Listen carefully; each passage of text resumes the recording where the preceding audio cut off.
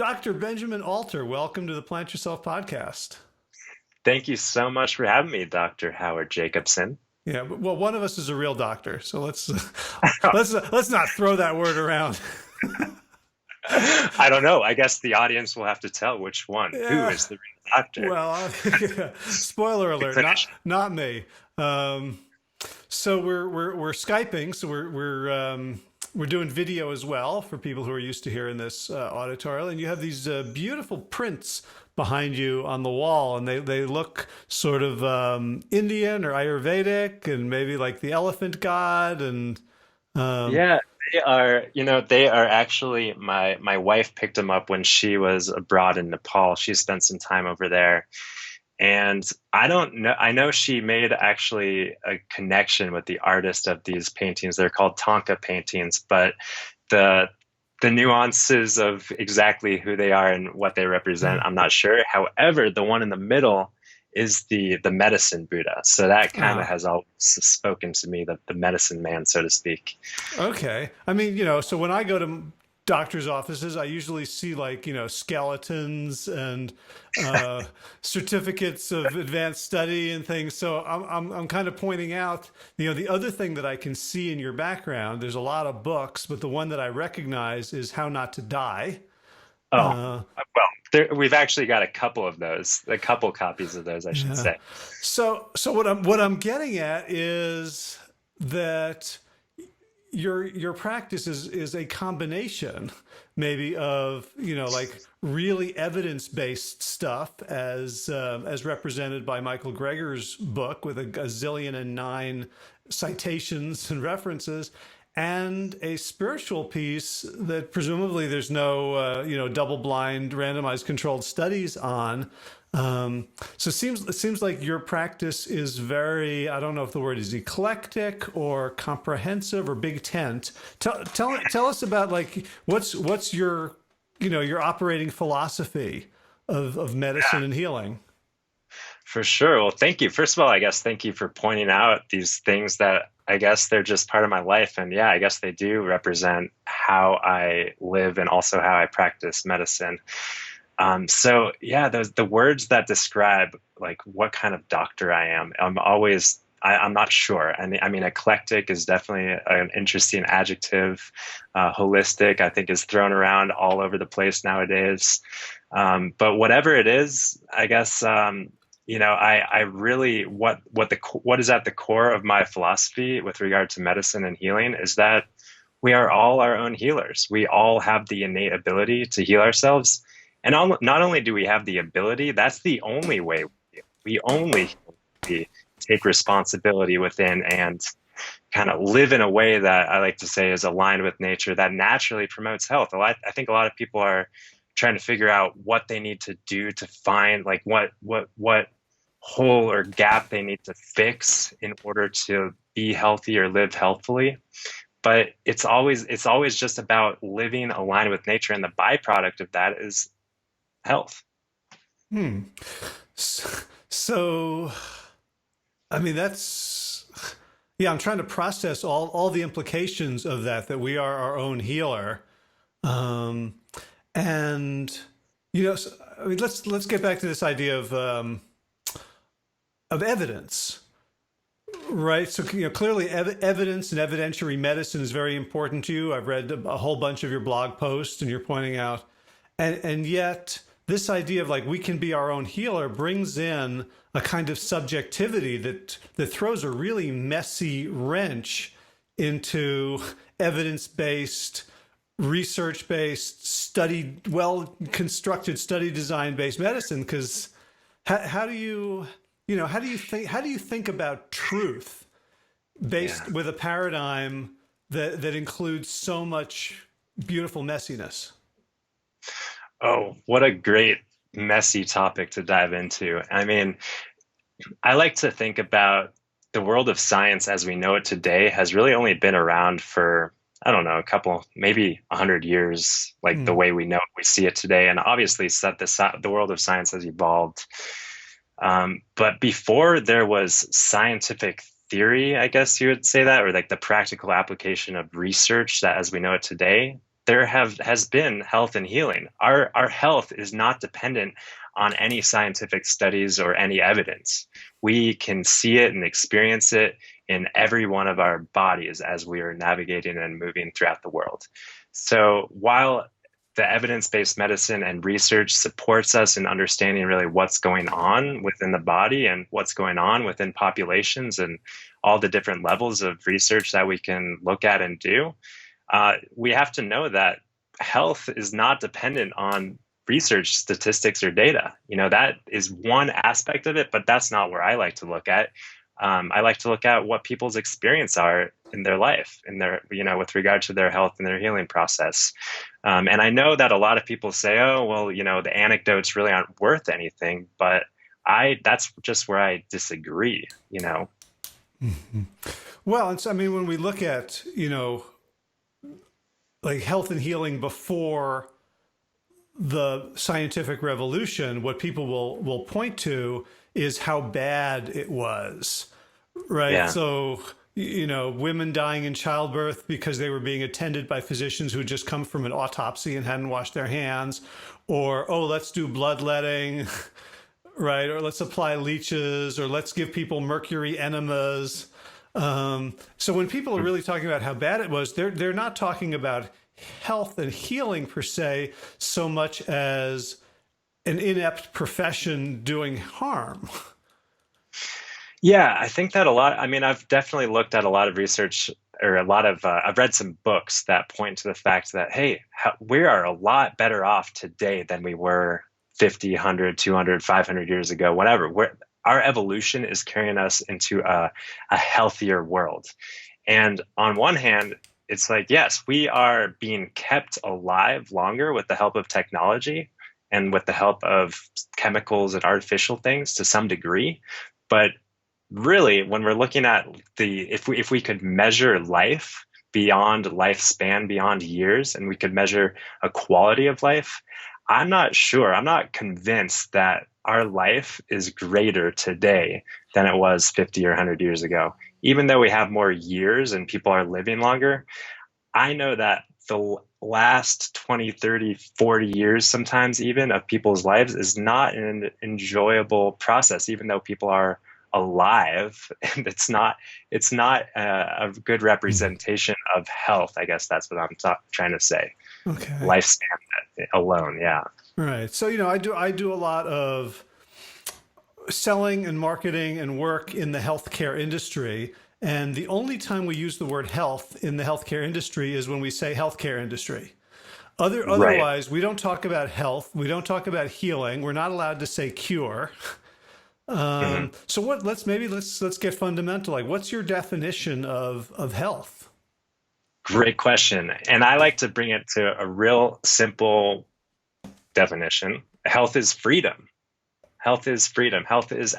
Physical health is our freedom to be unconstricted, unrefrained in moving our bodies physically and engaging with activities that we want to do with the greatest level of freedom that we have access to.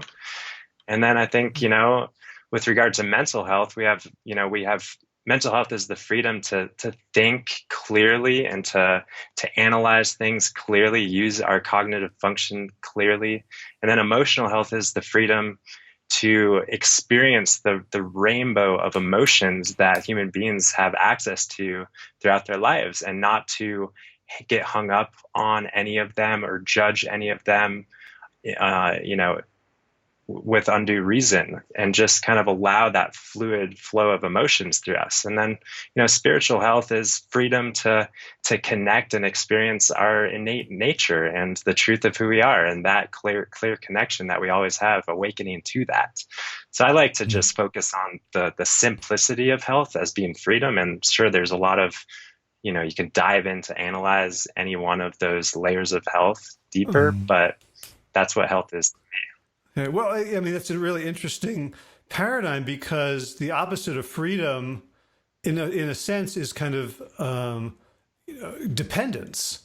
And so much of Western medicine fosters dependence, right? So kind of, we have to rely on things outside ourselves. I saw an article in the paper today about people lining up to go to Canada to get their insulin.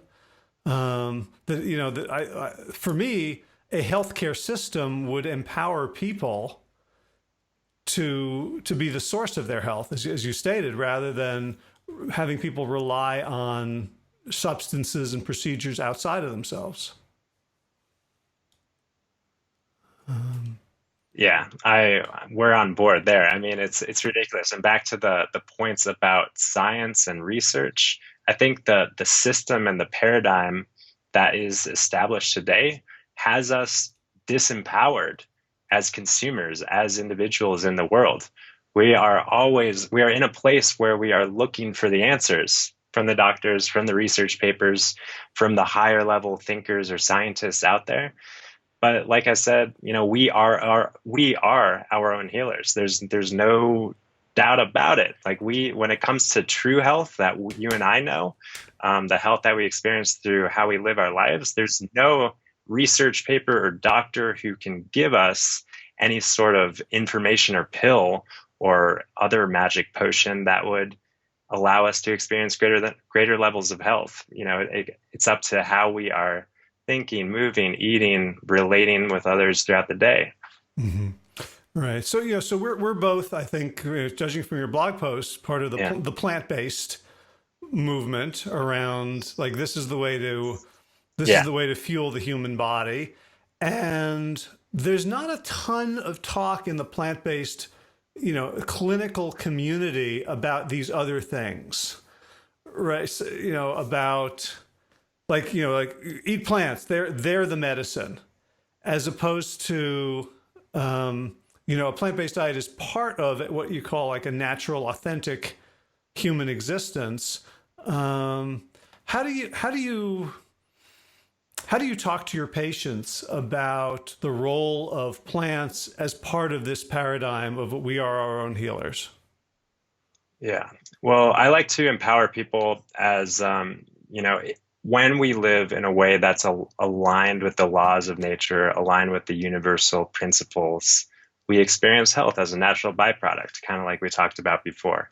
And when it comes to the natural laws of nutrition, there's just kind of science on how the body works. I went to school and studied biochemistry, studied how cells are fueled, studied how antioxidants and phytochemicals nourish the body and promote health and detoxification. And these biochemical, physiological laws of nature dictate our health. And I don't think there's ways to get around it in any sort of dependable, lasting, sustainable sort of way. People can go on all sorts of crash diets to experience something, a shift in biochemistry, which may lead them to feeling better for some period of time. But when it comes to longevity, when it comes to authentic, sustainable health, there's just simply, proper ways of living and fueling the body. And I think you and I know that, right?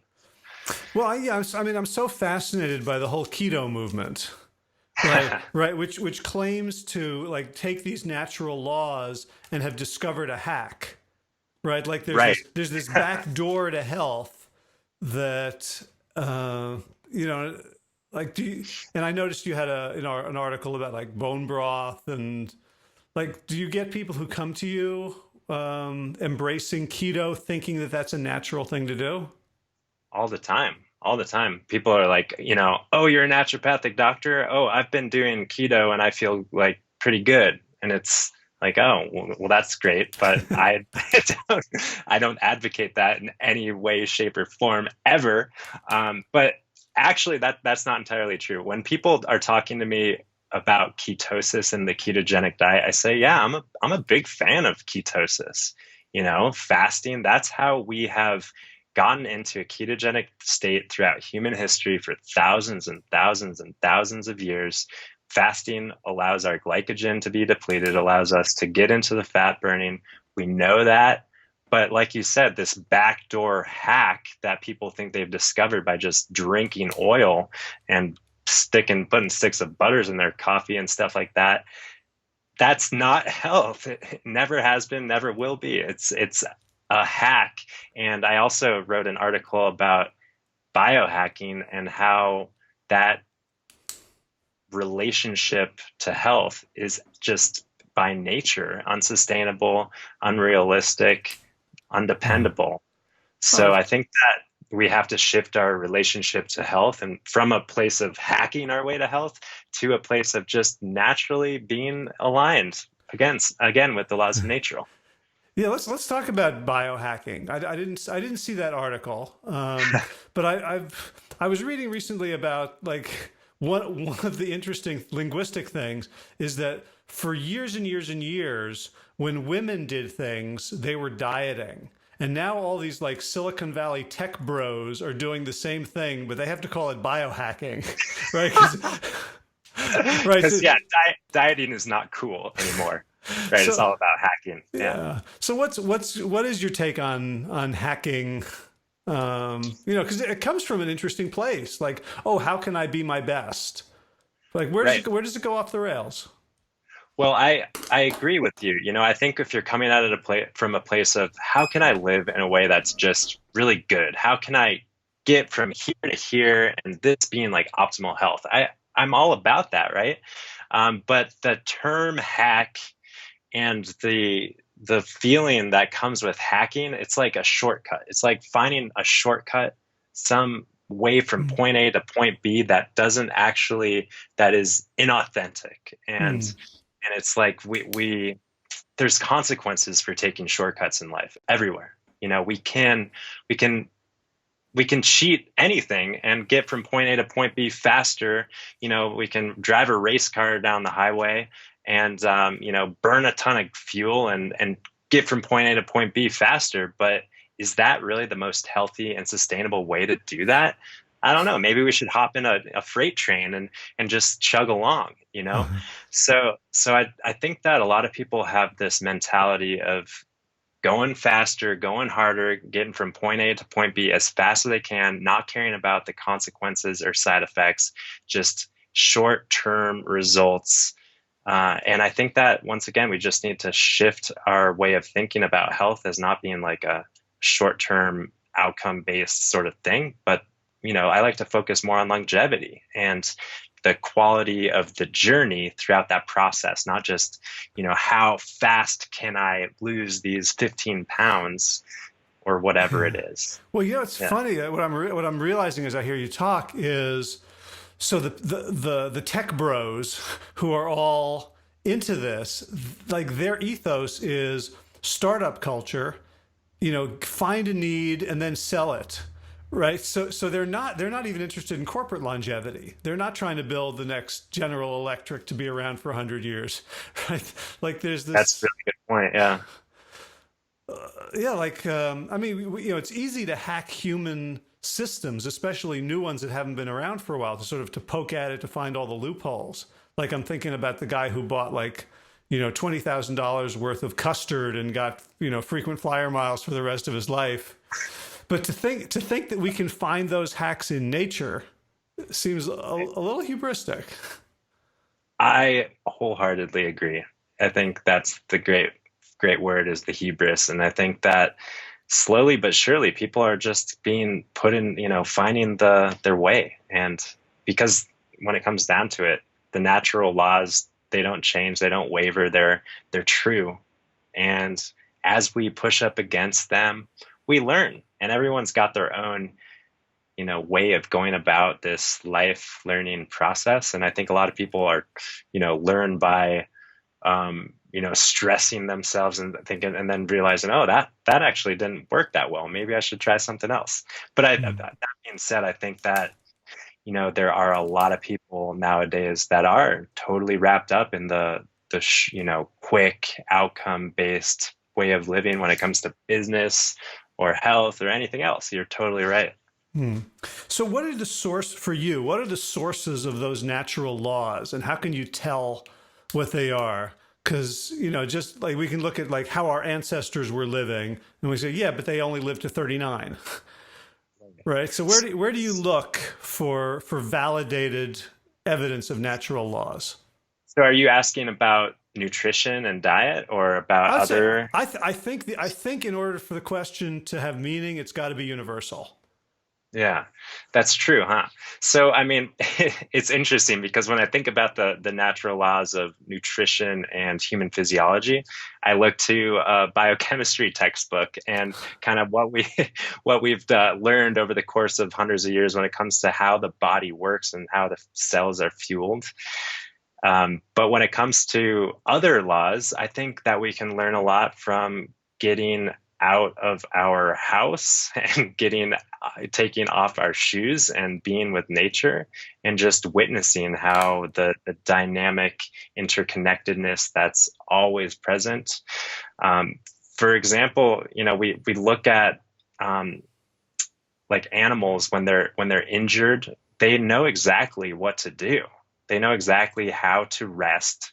They know exactly how to get in a cold river or cold stream to allow their blood circulation to go to their central core and to revitalize their organs and to promote healing that way.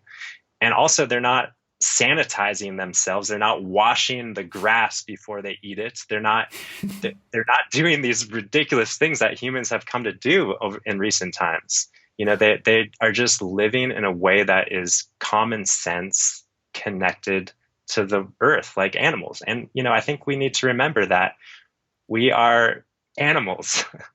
And a lot of us have disconnected from our wildness. And I think that there's this wave of reconnection to being wild animals that has humans kind of intrigued. And I think that there's a good reason to rewild ourselves in that way and reconnect with nature in a real genuine and authentic way. And I don't think that means that we have to, sell our house and throw away our shoes and like move into the woods by any means. I love my luxuries, but I think that living in a way that also just acknowledges that, hey, I'm an animal and I may be in this house right now, but this house is a man-made thing that I have constructed for myself to make my life more comfortable. And I think that I need to be responsible for maintaining that natural connection because it's a part of my responsibility as being a wild animal on this planet. Yeah, and yet, if we're talking about being wild animals, of course, we're going to have our perspective is going to be colored by our culture. And it feels like we're in a very sort of, masculine culture. And so when we look at nature, we're going to see cutthroat competition and we're going to see domination. And another culture might look at nature and see all the ways in which everything serves everything else, and in which there's all this cooperation and collaboration. How do we make sure we're not looking at nature with our own filters? It's a good point. Good point. I think we look out there and we see what we want to see, right? And I think the filter, when you ask that question, what comes to me is that the filter is really our thoughts and our preconceived judgments about anything. And I think that's where, any sort of mindfulness practice comes in, something that allows us to become a neutral observer of our reality and not too much of the not the single player in the video game that's doing everything, but like the video game console itself, just where everything is happening. And as we can cultivate that perspective of just neutral, observational, unattached, no judgment, just seeing things as they are and not having these filters or perceptions that we look through all the time. Yeah, a word we haven't used, but I'm sort of feeling it under every current is like relationship. That Yeah. the world that we're saying is sort of unhealthy and unnatural is one in which we are all atomized, right? We are separate from everything else, and so we have to inject things or put things in pill form and ingest them. And you're talking about animals in relation to the world and to each other and to human beings, getting out of our atomization and being part of this flow. Yeah. And I think that the atomization, I haven't really used that term, but I like that. Is that talking to like individual atoms in a molecule or something like Yeah, that? they just like that we are separate entities, and there's a chasm that we can't cross. But that's kind of how I'm using it. I don't know if that's a real word. Yeah. No, I like it. I feel it. So to me, that is a self-constructed paradigm that doesn't really exist, this atomization, this separation. We create that through our thoughts and through our, moment to moment thinking or past experiences that color our present thinking.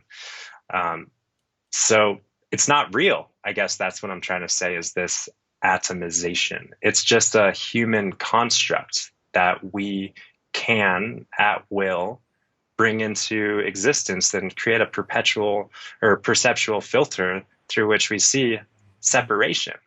But when it comes down to it, when we, once again, when we observe the natural world from an unbiased and just neutral perspective, we don't see that. We might, yeah, we might see, a lion fight, um, you know, protecting its pride or something like that. But that's ingrained in that, that lion is not judging or criticizing whatever other predator is coming in. That lion is just acting instinctually without any thoughts, without any judgments, without any shoulds going through the mind. It's just doing what it does. Yeah. Yes. So when people come to you for healing, for health, and let's create a fiction of a standard American person who's eating the standard American diet, has the standard American view of sort of medical system, economic system. And I know you're in Carbondale, so people are more enlightened than that. But when you get people who are sort of lowest common denominator and they're at the end of their rope, Western medicine has not helped them. Like, where do you begin? Oh man. That's a really good question. And I think that I begin wherever there's a crack in that image that I can weave myself in. And I think for most people, that beginning point is nutritionally. I think people are desperately confused and unsure and overwhelmed with what they should be putting in their body and how they should be feeling themselves. And I think I would say, 90% of people at least, that's kind of the beginning point, only because that's what's present for them. But a lot of people have a beginning point of just totally, totally overwhelmed with anxiety or with thoughts of depression or other kind of mental health issues. And that's the beginning point. But it's always, I like the question of where do you begin, because it is totally, that's what's totally individualized and dependent on person to person. But where we go is to a place of understanding kind of how the world works, how the body works, and how we can interconnect and interface and relate, that relationship word again, how we can relate with our lives and with the world in a way that's health promoting. Mm. So the beginning point, yeah, I don't think I've got like one definitive answer that is universal, but I think that food is usually where we get to. But I guess, now that I'm speaking to it and thinking a little bit more rationally about it, really what comes before any behavior change or any action is thoughts, right? And I think a lot of people, I spoke to how a lot of people are just overwhelmed and sometimes like paralyzed, overwhelmed to a point of paralysis, just because there's so many options, so much information, and there's just analysis paralysis sort of thing. So I think that a lot of times the beginning point is actually understanding the nature of thoughts, the nature of feeling overwhelmed, and taking the edge off and realizing that in any moment, once again, back to that freedom, that health, in any moment, our mental health, our clarity of thinking, our clarity of mind, our peace inside is truly 100% accessible immediately upon removing all these thoughts and judgments and shoulds and, just allowing that stream to flow through our consciousness. Then can take a breath, we can exhale, and we can move into our life and change our behavior and take action from a place that's really grounded and calm and clear, and not like, oh my gosh, I feel like shit and now I got to do this to feel better. And, I think a lot of people just have to take that mental thought, anxious edge off before anything is done. So is there a modality or an approach that you lean on for that, for people with anxiety or depression or, various dysfunctional, disempowering thoughts? Yeah, there really isn't. I've been learning kind of a understanding of psychology called the three principles, which is the three principles being mind, thought, and consciousness. And there is no practice or modality or procedure or technique that is involved with this, but it's simply pointing out really how the human mind works and how the human experience works, and allowing people to just have their own insights and understanding through just looking at their life, looking at their thoughts from more of a neutral place. So no real procedure. But that being said, practically, physically, I really am an advocate for breathing. I think that a lot. Oh, you radical, you. Yeah, I think that a lot of Humans people. should breathe. Yeah, absolutely. I think that a lot of people have forgotten how to breathe. And I think that once they take a real conscious exhale, it's a game changer. And because the breath is kind of the connection between our body and our mind. And I think that a lot of people who are caught up in their thinking, they can get to a place of understanding and clarity physically by just exhaling, by just letting out the air, and then receiving. It's like what one person said to me a while back. I was into breath work a lot, and I came across this teaching that do we breathe or are we being breathed? And I think that experiencing being breathed is really humbling and allows us just that direct connection in an instant to our innate health. Meaning So, the doing breath work where it's very prescriptive, like, 2 in, 2 out, 4-7-8, can have value in shifting our physiology, but it's still a kind of a relic of a domination mindset. Like, all right, I'm going to fix myself. And I don't really trust the underlying capacity of my body, as opposed to what you're saying is to be breathed is to surrender to the fact that there's something bigger than you at work in your own physiology. yeah. And I'm a proponent of breath work as well, kind of the more prescriptive, sort of intensive kind of stuff to oxygenate the body and get out of the head and all this stuff. I think it's powerful.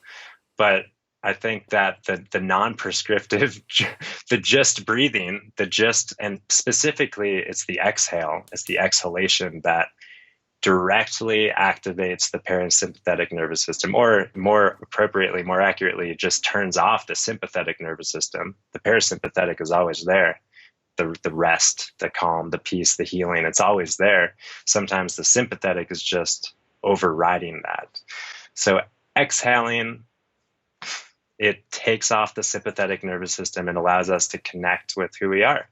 And it allows us to experience our healing potential. We started by talking about how human beings are self-healing organisms.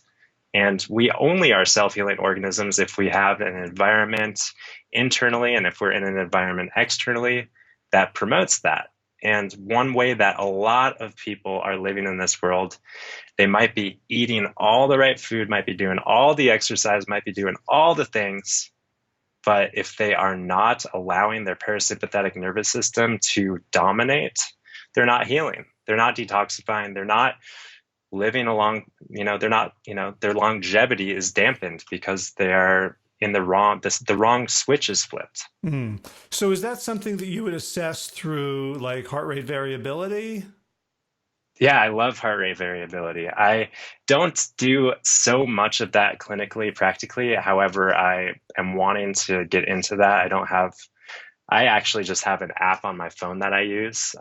But I'm familiar with like the heart math devices and I don't have one. So to answer your question, Uh-huh. I don't really use it clinically so much. Sometimes I do point people to those kind of apps, but I'd love to do it more clinically. I do most of my business and practice is actually online. Uh-huh. So I don't have the direct, like, let me measure your heart rate variability here in the office kind of thing. Okay. Yeah. So, so you'll work with people on just being conscious of exhaling, Yeah. right? So most of us just sort of hold our breath chronically, right? So that's there's generally some breath in there that could be let go. Yeah, and if you Uh, think about that, that stale breath, you're so right. We hold it in and, we're breathing from this point. And if you think about that, energetically, that stale breath, and also kind of physiologically, the toxins that build up, the carbon dioxide that builds up, the acid that builds up, you need to let that go. hmm Yeah, and so I guess if we're thinking specifically about nutrition and we're thinking just about the food as the fuel, well, any engine, and I don't understand anything about cars, but I believe that there's oxygen involved in Combustion. the combustion. Yeah, like there's carburetors and shit like that. Like the quality of the air intake. Like my cars have air filters. I'm pretty sure, right? Like And so do you. Yeah. so the air that we breathe is probably of equal importance to the fuel that we take in. You know, that's a really good point. I don't even really emphasize that personally or haven't thought too much about it because when it comes down to the cellular metabolism, it's just oxygen. We breathe in a lot of air and along with oxygen, which is only just a fraction of the air that we breathe in, there's, nitrogen, of course, and there's particulate matter that we don't want, and there's all sorts of stuff. But it's really the oxygen that is promoting the cellular respiration, the cellular metabolism, and creating energy on that cellular level. So yeah, I guess what I'm thinking about is, oxygen is going to be oxygen is going to be oxygen, just O2, two oxygen molecules. But yeah, we want to breathe air. The quality of the air should be rich in oxygen and not so rich in the things that don't promote cellular respiration and metabolism. Hmm. Gotcha. Um, so so we've got the food, and I don't think we need to talk about this, and on this I cover that plenty in the podcast. Yeah. Um, but when people come to you with other issues, like clearly there's an anxiety or depression, and they're not particularly interested in changing their diet, how far can you take them before the diet becomes kind of a deal breaker? Like how healthy can you be? How happy can you be? And I think about this a lot in terms of like other modalities and like spiritual practices. And I see people who are like, and yet they're eating crap or they're eating lots of meat. And I'm like, there's a disconnect. So how do you see the relationship between all this other sort of holistic, psychological, spiritual, mental, emotional stuff and the bedrock of the food we're eating?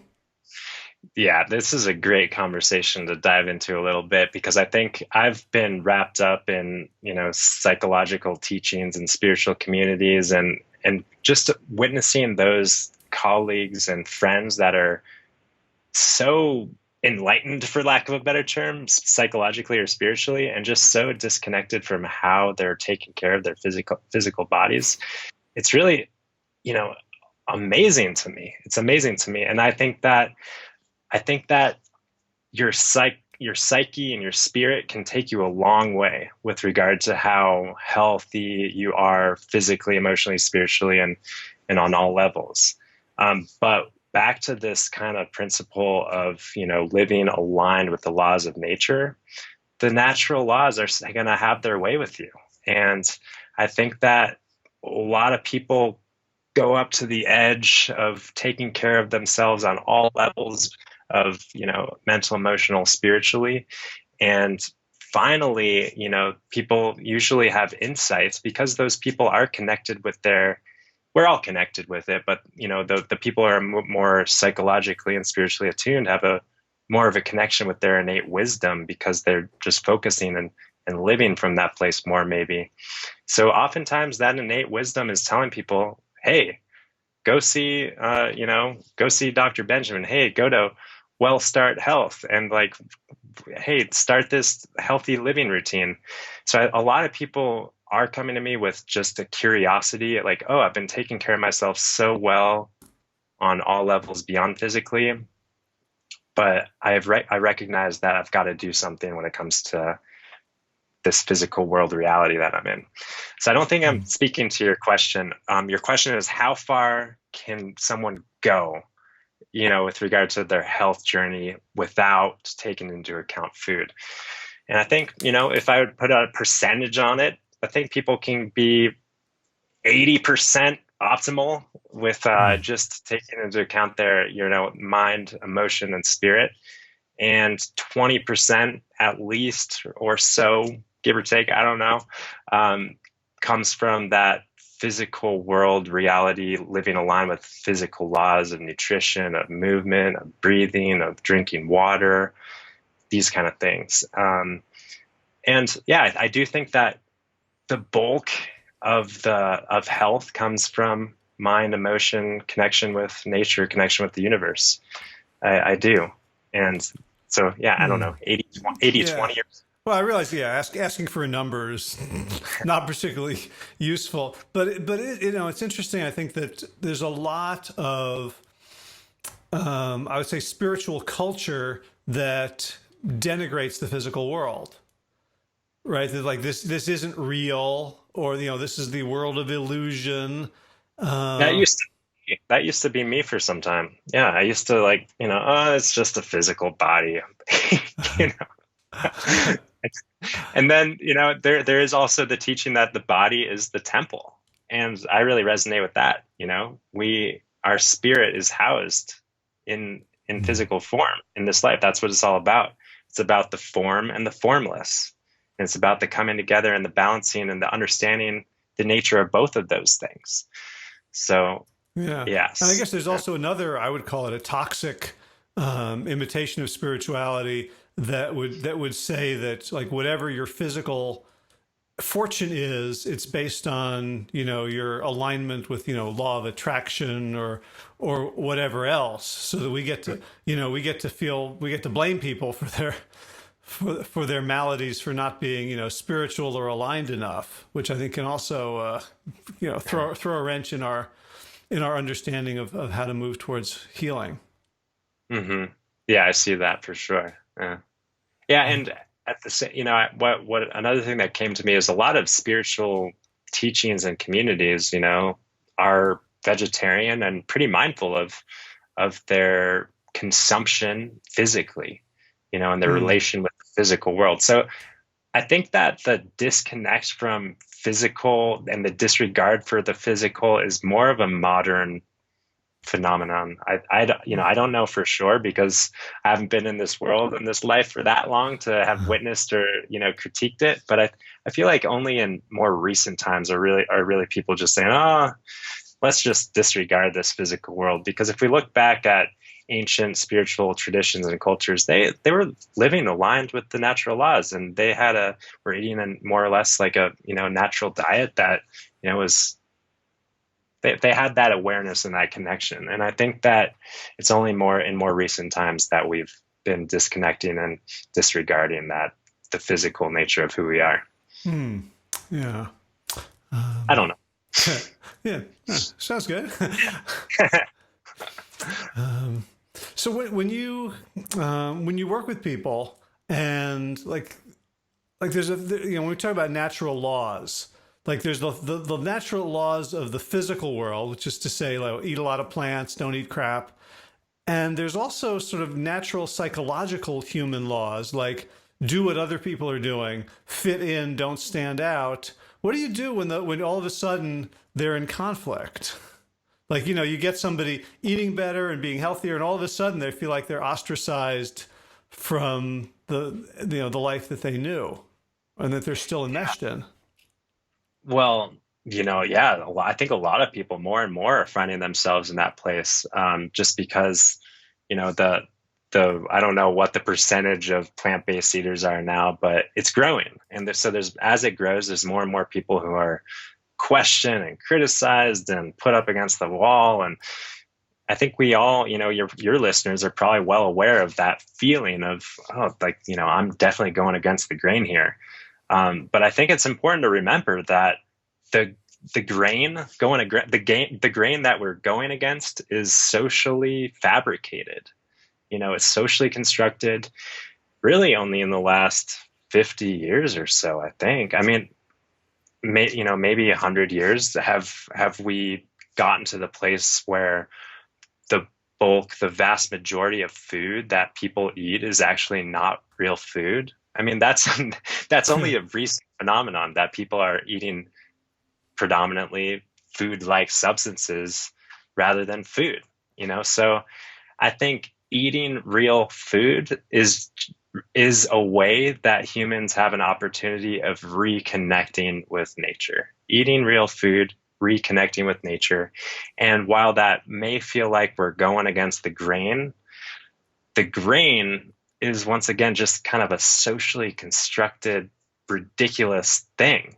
And I think that more, you and I know that more and more people are waking up to how awesome it is to reconnect with nature through nutrition. And we experience the benefits on all levels. So that's I don't know if I really spoke to your question, but it's a good one, because I think more and more people are finding themselves in that kind of situation psychologically. Yeah, well, I like your answers better than my questions anyway. So don't worry. This isn't meet the press. I know, right? Thank goodness. Yeah. So what do you do to be healthy? What are your practices? Oh, I definitely try and practice what I preach. And honestly, yeah, I think that, first of all, to start off, acknowledging that it is a practice. Holy cow, that kind of takes the pressure off, that we don't have to be the master of our life in any day. Understanding that life is a practice. I love seeing life that way. Geez. Thanks for the reminder. Life is a practice. So first of all, coming from that place, knowing that we don't have to be perfect. I mean, taking the edge off. But when it comes to just daily habits, is that kind of what you're wanting to get from me? Or Yeah. So I used to be man, what would the adjective be? Just overly ambitious meditator, to a fault. I just too much. I don't know. I was mindlessly meditating, not mindfully meditating. Just out of a habit, out of a. Where did that come from? How did that arise? Well, it started very purely from a place. I could go in a long story about how and why I started meditating, but it just got to a place where my ego was driving the show. Like, oh, I'm a meditator, and that means I've got to set my life up in a way that allows my ego to get its fix of meditation, which is really kind of ridiculous. And I don't think. Can I ask what was the form of meditation? It definitely varied, but predominantly like Vipassana. Okay, and for people who don't know what that is. That is a form of Buddhist meditation where you're essentially just observing the physical feelings, and as well as the thoughts, and just in the breath. It's just kind of the pure.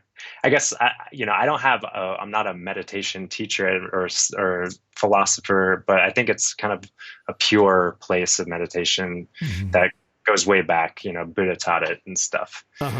And your ego was able to sneak in there. Oh, absolutely. Right. It became the thing that wasn't being observed. Like.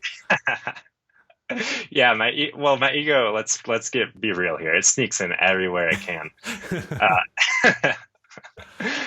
So yeah, it started sneaking in, and I guess, to make a long story short, it was just like this kind of light bulb. What the heck? Like, why am I doing this?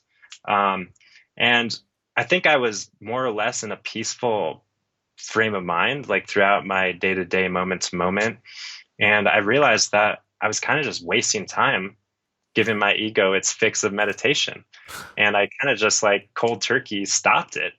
And I've survived a couple of Uh-huh. years without meditating. And that's not to say that I don't live in a way that promotes a meditative state of mind. Just to be clear, I stopped sitting down on a cushion prescriptively. Hmm. That's what I stopped. I didn't stop living mindfully and with the intention of cultivating a meditative state of mind. Yeah. See, for me, what I feel coming up for me now is a fear that drives my quest for purity.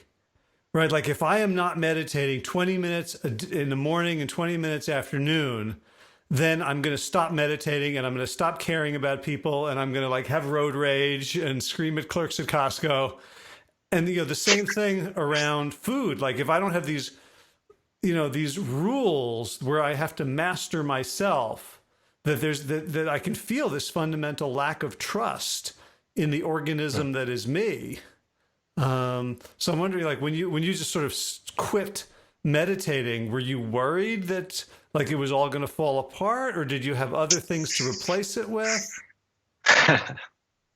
Well, around the time when I quit meditating, I was starting to understand the nature of how the mind works. And I was understanding that my mental health, my clarity, my inner peace was not dependent upon anything that was going on in the outside world, whether it was a meditation practice, whether it was a car accident, whether it was politics. Nothing in the outside world was responsible for my inside feeling in any moment.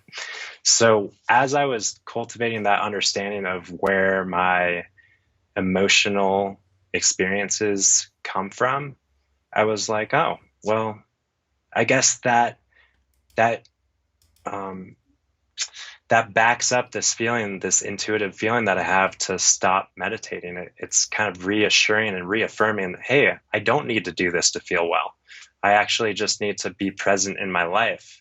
And, I spoke a little bit to it before how, you know, mental health and emotional health is having the freedom to experience the wide range of emotional experiences that we are gifted with in this life without thought or judgment or without getting hung up on any of them. So I think that's in essence what a lot of meditation teaching is. However, the meditation practice is, I think, a lot of times gets separated from the teaching. A lot of people forget that, oh, I'm meditating in order to cultivate this understanding, but the understanding can be available and present and accessible irregardless of where your physical body is or what it's doing. Mm.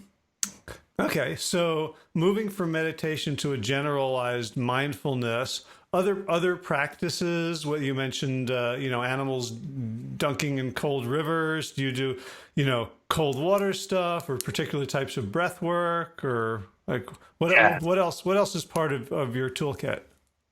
yeah, for sure. Personally, I am, well, I think always, absolutely, at the very least, I take a cold shower every day.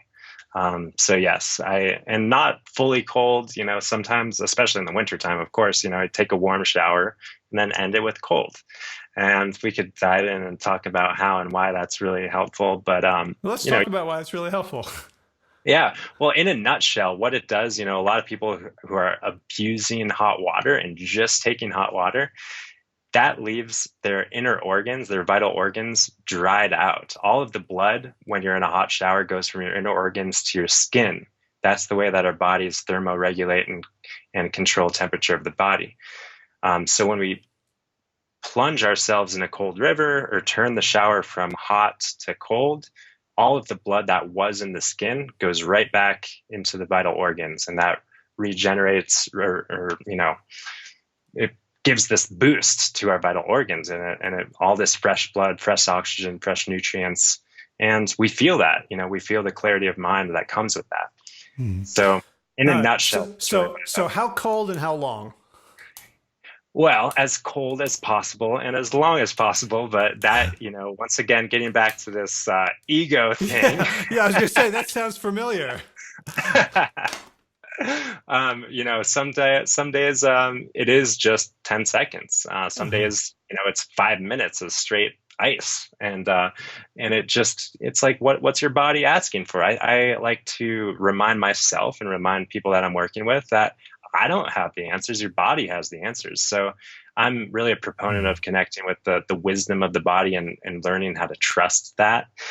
So yeah, some days it's 10 seconds, some days it's, 5 minutes, but yeah. Um, Luckily in Colorado, we've got a bunch of cold rivers, and I grew up in Phoenix, where the cold water in the summer was like 80 degrees or something. So I do have a trick for that. I think Wim Hof has taught this in his courses. You can get a bucket of ice and poke holes in the bucket, put that bucket over the shower head so the shower kind of Ah. filters through the ice, and that'll give you a cold shower. Oh, okay. I could see Yeah. that. I need a different shower head, but Yeah. that's good. What So else? yeah, water, Okay. breath. And I don't have like a real regimented breath work routine at the moment, but like I said, focusing on the exhale. I think whenever I'm caught up, whenever I catch myself, right, I think the power, awareness of when we're caught up in our thinking, when we're feeling a little anxious, when we're feeling on edge. I mean, just having that awareness is, whew, super powerful stuff. But after we have that awareness, then the immediate action that can be taken is just like letting all the air out Hmm. and receiving that next breath. And that, I think, is the game changer for me. But beyond that, with regard to breath work, I think just focusing on breathing through the nose. The nose is where we're supposed to breathe through. The mouth is where we're supposed to exhale from. And the belly is where we're supposed to breathe from, because the belly is, as we focus on breathing in our belly, we focus on getting the air in through our nose deep into our lungs, rather than just breathing in this top 20% of our lung space. And that allows for that old stagnant energy and air to be circulating, and on both a physiologic and energetic and psychological level, it's powerful. Hmm. Okay. So you mentioned that you're a naturopath. Yeah. So I have a prejudice about naturopaths based on prior experience. I can guess what Would it you like is. to guess what it is? Is your prejudice lots of supplements? Lots of supplements and a very loose affiliation with evidence. I don't. Okay. Well, yeah. At least in terms of the supplements there. So, Yeah, that's probably true. I mean, yeah, naturopathic education is very evidence based nowadays, which I think it's like there's double edged sword kind of thing. But yeah, naturopaths are notorious for prescribing a lot of supplements, and I think a lot of them, their livelihood is kind of dependent on supplement sales. so And were you taught that at some point? it's funny because no, we didn't have a class in school of like how to sell supplements, I mean, we did learn about herbs is like a huge thing, botanical medicine, and to me, botanical medicine is a little different than supplements, because botanicals are natural. They're purely natural medicines, and ideally they don't come in a capsule. Ideally they come directly from a plant. We infuse them in a tea. We make a tincture out of it. Mm. I do some botanical medicine in my practice, but I like to remind all of my clients and all of my colleagues, and I'll remind you as well and all the listeners, that supplements are called supplements because they supplement something. And what they Mhm. supplement is your life. A lot of people look to the supplement as the cure all, the fix, the magic potion. But we have to remember that living in accordance with the laws of nature, once again, we build a strong foundation of health. And on top of that, maybe at times, for some period of time, for some symptom or acute thing, we might supplement with something. And it's not, it is, the supplements is not part of your foundation of health. Right. Well, the argument that I hear, there's really two of them. One is that I guess they're essentially two halves of the same argument. Is that, well, the modern world is very toxic and stressful, so the things that we did before aren't enough. And the other is that, well, all our soils are depleted, so we're not getting enough, magnesium, zinc, copper, whatever. And so here's my, picometer concoction for $50 for a 16-ounce bottle that you'd have to keep taking for the rest of your life. Like, how do you evaluate those claims? Yeah, well, it's interesting that you brought up I think the second claim about the soil depletion. I think that's more and more of a real deal. I think a lot of people are eating food that's bought at the grocery market, that's shipped across the continent or the world, that's irradiated. And essentially, we know that food is medicine, but the food that we have access to, and for the large part of us today in our world, is not as medicinal as it was even 10 or 15 years ago. So I think that, the second point about minerals is a real deal. And I do, the minerals is the one exception of when sometimes I do see that people would benefit from a multi-mineral replacement. And that is best, not a capsule, not an individualized thing, but the multi-minerals that I generally recommend are soil derived, like, from the earth minerals, like the humic acid and fulvic acid kind of stuff. So that's the one exception that I have. Interesting that you brought it up to the supplements. But with everything else, when we're talking about detoxification, our bodies know how to detoxify. The key to detoxification is removing the toxins.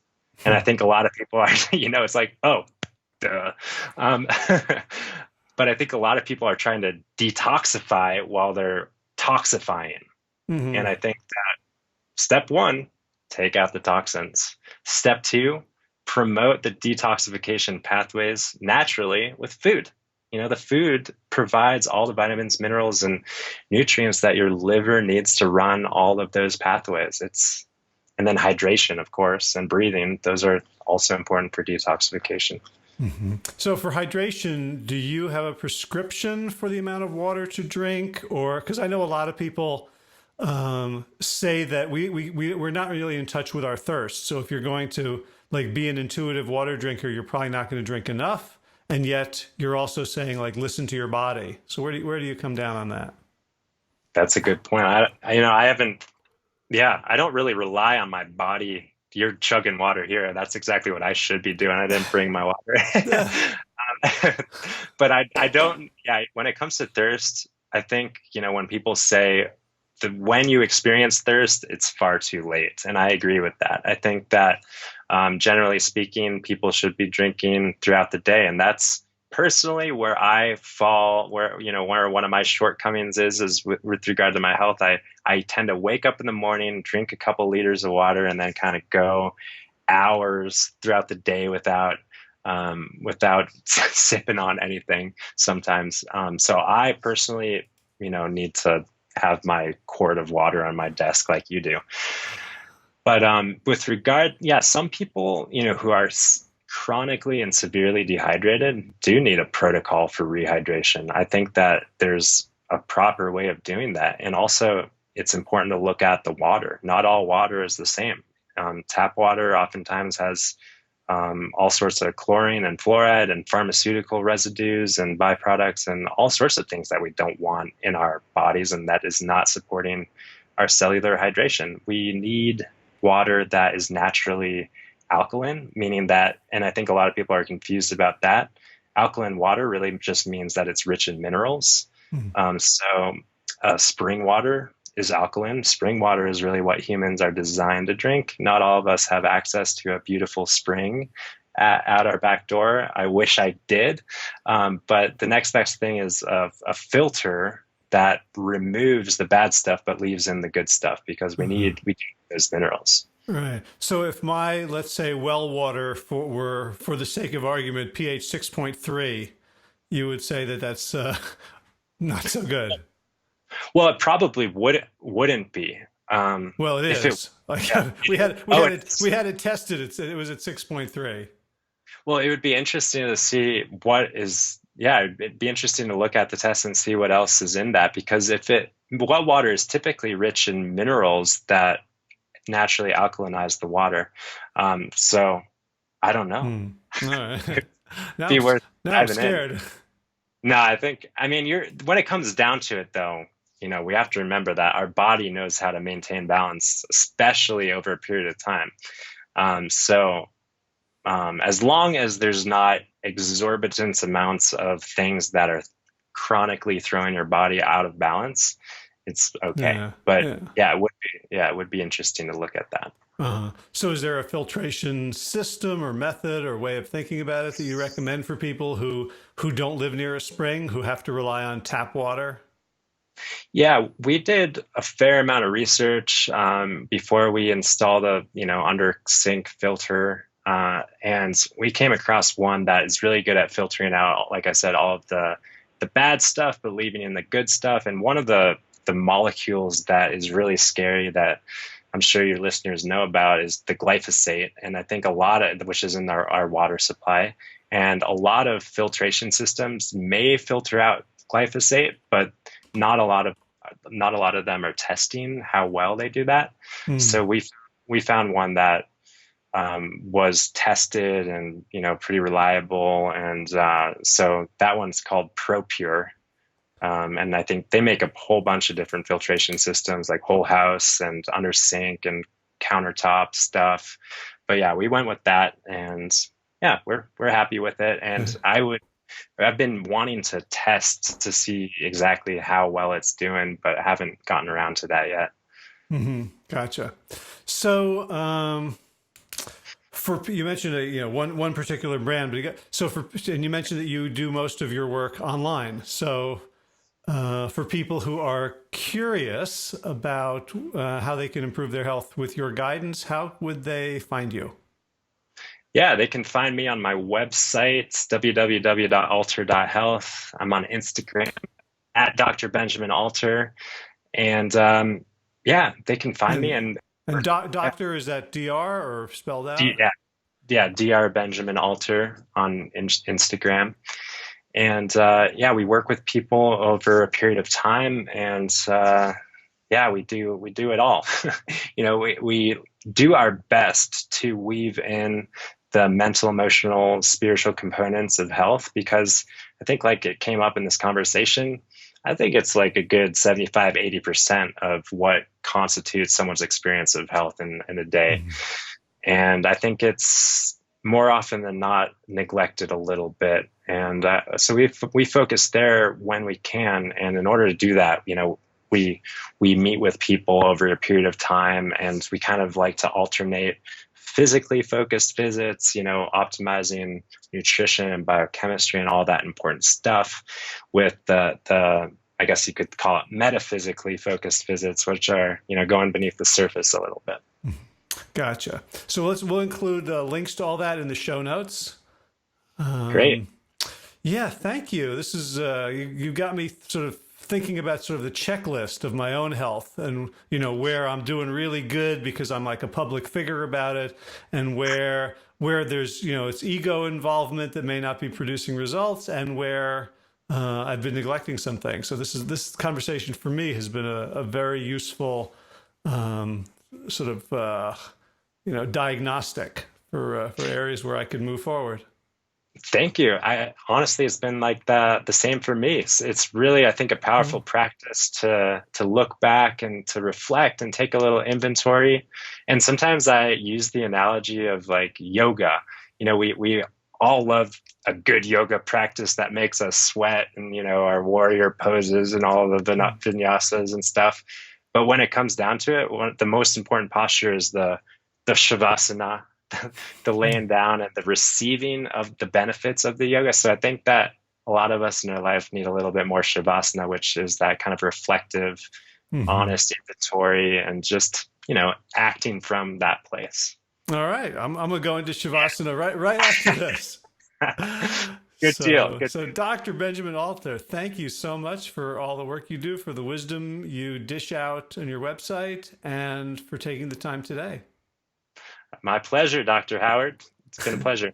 All right. Take care. Take care.